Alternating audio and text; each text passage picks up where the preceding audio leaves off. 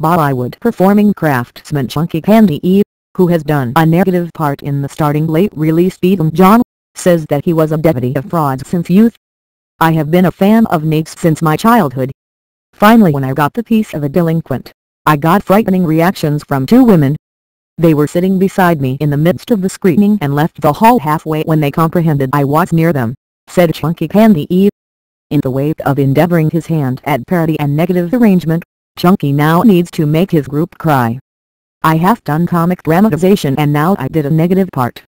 So for future I figure I wanna do an eager character and make my social occasion of individuals cry," said the houseful on-screen character.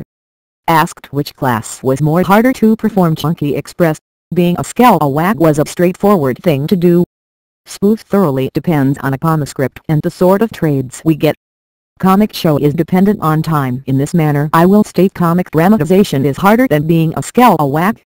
Sharing some fascinating minutes from the set, Chunky expressed, "My first correspondence with Vivian Valen was inside her vanity van and I was spruced up in my character.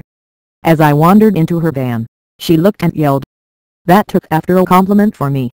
At whatever point asked with reference to whether he took any inspiration from any past opponents of the business for this part, he expressed, "I might need to wind up Oliver from Mukhya Arka Sikander played by Jack Khan.